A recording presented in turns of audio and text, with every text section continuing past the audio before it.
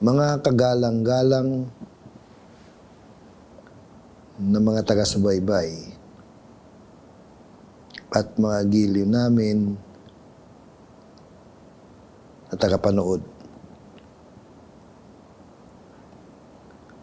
Dito pa rin tayo sa tinatawag na pag-uugali. At gusto natin linawin na ang pag-uugaling ito ay nakaugnay sa lahat ng uri ng pagsamba. Lahat. Pag sinabing pagsamba, nandun ang tinatawag na pag-uugali. Siyempre kasi mga kapatid, kapag sinabing pagsamba, makikita natin yung mga katotohanan, mga malilinaw na tamang gawain. Kaya, hindi tayo makakakita sa Islam na anumang uri ng pagsamba na ipinag-utos ang Allah subhanahu wa ta'ala na hindi niya ipinaalaala. Kasi pinapaalala ng Allah subhanahu wa ta'ala sa pagsambang ito ang pinaka dahilan nito sa anumang uri ng pag-uugali. Sabihin, ang dahilan niya sa pag-uugali pa rin nakadugtong, nakaugnay. At kung ano ang epekto nito, ano ang epekto nito sa personalidad ng tao at ganun din sa kanyang community. Ibig sabihin ng mga pagsambang ito, mga kapatid, ay humuhubog ng personalidad ng isang tao para magiging higit na matuwid ang kanyang pag-uugali. Allahu Akbar. Tutuyin mga kapatid. Ganon din sa community. Kung baka sa ano na itutuwid ang pag-uugali ng isang community, isang komunidad sa anumang uri ng pagsamba. Anumang uri ng pagsamba. Anumang uri ng pagsamba.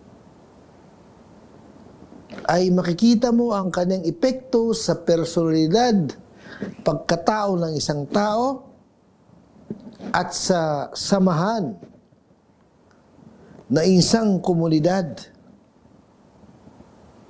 Ganun kahalaga ang pag-uugali na nakaugnay sa bawat uri ng pagsamba. Allahu Akbar. Kaya halimbawa na lang,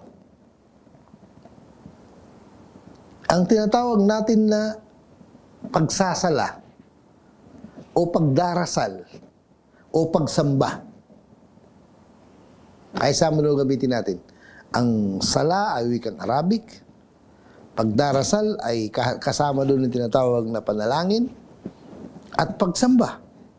Ibig sabihin pagsamba, ibig sabihin pagsusumamo doon sa tagapaglikha at pagpapakumbaba sa Kanya. Yun ang tinatawag na pagsamba. Kaya mga kapatid, ay makikita natin paano nakaugnay dito sa uri ng pagsamba na ito ang pag-uugali. Kaya basahin natin yung nabanggit sa Suratul Ankabut. Suratul Ankabut, mga kapatid, Surah 29. At ang versikulo na 45, 45, verse 45 ng Surah 29. Ano ang sinabi ng Allah subhanahu wa ta'ala? Sabi na Allah, "A'udhu billahi minash shaitanir rajim. Wa aqimus salata. Innas salata tanha 'anil fahsya'i wal munkar."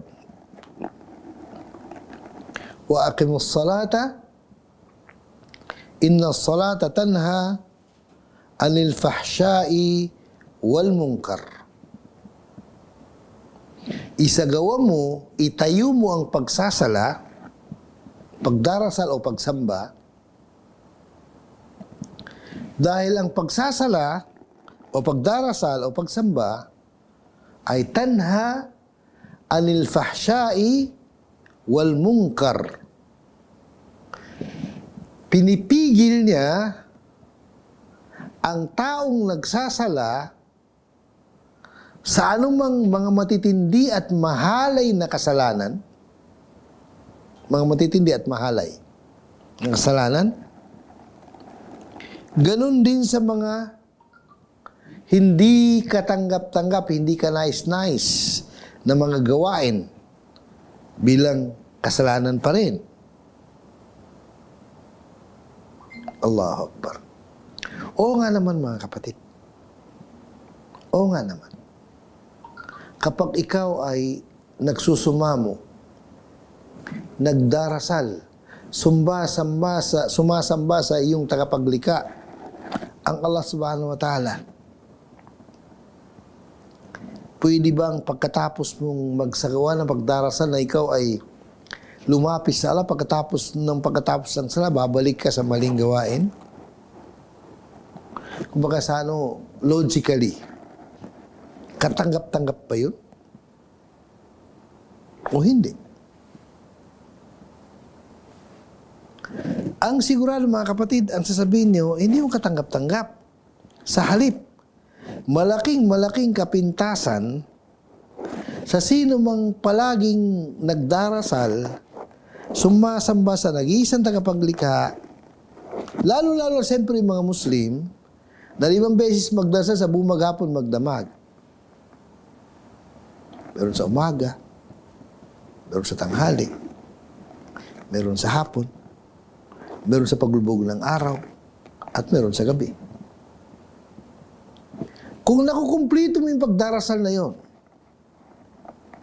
ang pagsamba na yon, sa nag-iisang tagapaglikha na 5 beses, sa umagang-umaga, bago sumikat ang araw, pagkatapos sa tanghali, pagkatapos sa hapon, kasunod nun, paglubog ng araw, at ang pinakahuli ay sa gabi. Sa tingin ko kaya mga kapatid, sa tao na talagang nagsusumamo, sincere, ibig sabihin, dalisay ang kanyang layunin upang sabay lamang ang nag-iisang tagapaglikha. Sa pagitan nito mga gawain na pagdarasal o pagsamba na ito, may panahon pa siyang gumawa ng kasalanan.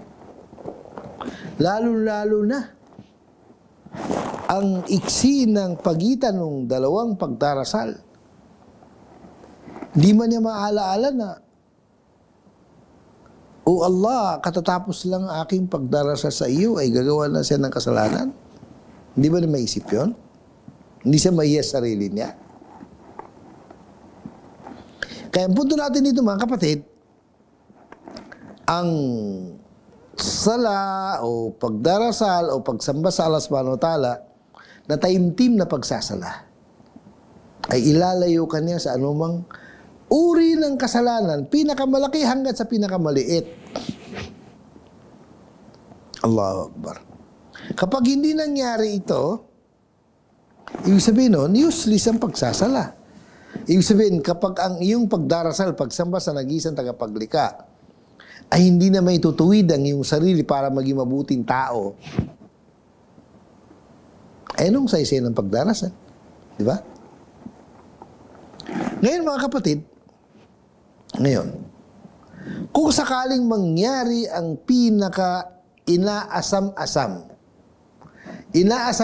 inaasahan, hinahangad na magiging resulta ng iyong pagsamba sa nag-iisang tagapaglikha, ang Allah subhanahu wa ta'ala. Kapag ito'y nangyari, sinong makinabang? Unang-unang makikinabang nito sa pag-uugaling ito na naitutuloy sa pamagitan ng pagdarasal. Kasi siyempre, logically, kapag ikaw ay gumagawa ng pagdarasal ng 5 beses, para mahihiya ka sa sarili mo at mahihiya ka sa Allah subhanahu wa ta'ala, nagagawa ka ng kasalanan. Kung sakaling nangyari na yun na nga, yung mga masamang ugali na itutuwid dahil sa kanilang pagdarasal ng 5 beses, nangyari na ngayon pagtutuwid. Naging mabuti sila, nagiging malinis sila, naging mabuti ang kanilang pagkatao.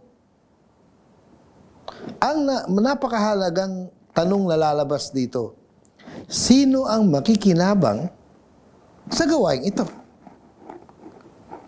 Unang-unang makikinabang, yung tao mismo.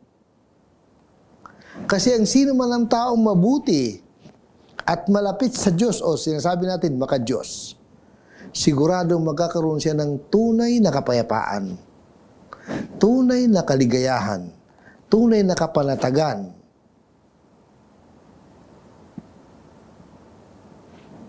tunay na lakas,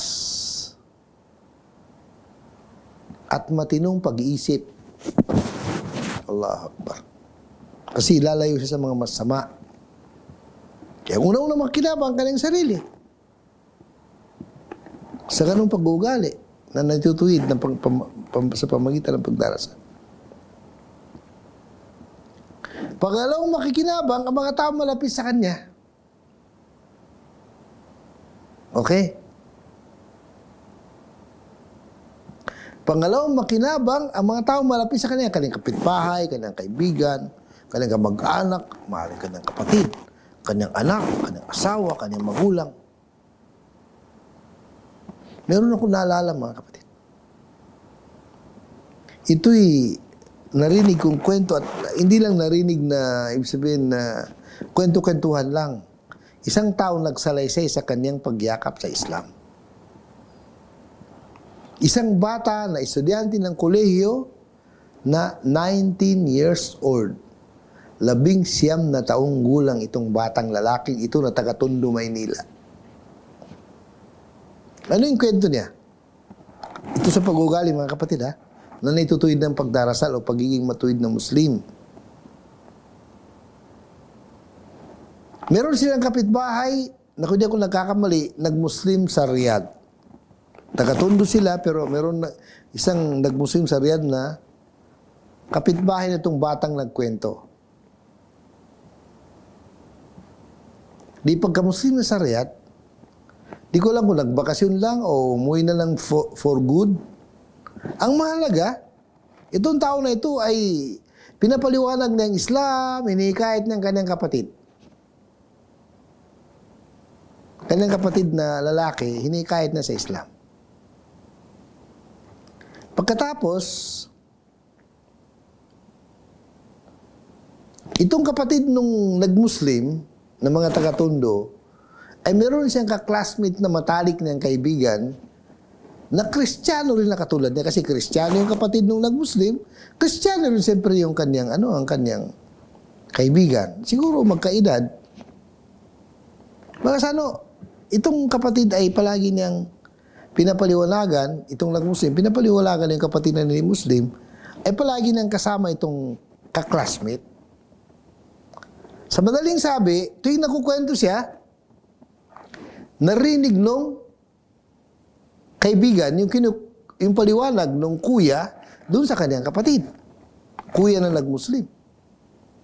Sa halip na unang makumbinsi ang kapatid ng nag-Muslim, unang nakumbinsi yung kanyang ka-classmate na matalik ng kaibigan, makakapitbahay sila sa Tondo. Allahu Akbar. Ito na ang punto ko sa kwento ko, mga kapatid.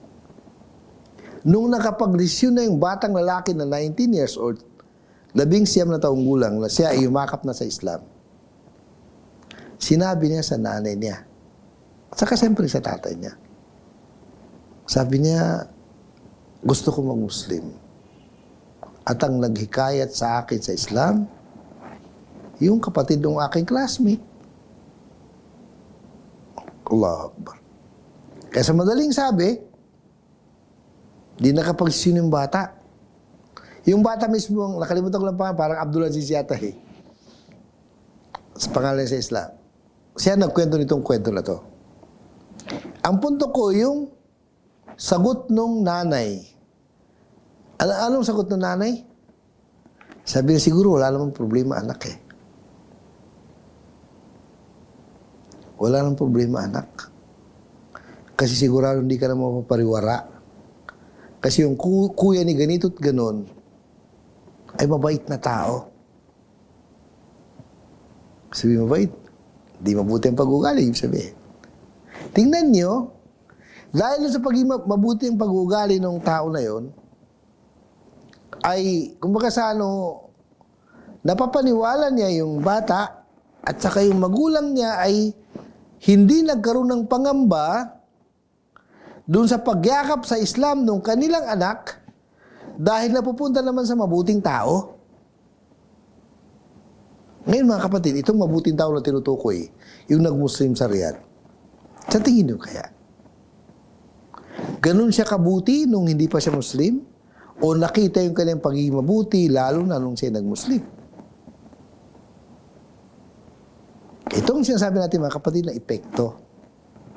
Epekto ng pagiging ugnay ng pag-uugali sa lahat ng uri ng pagsamba.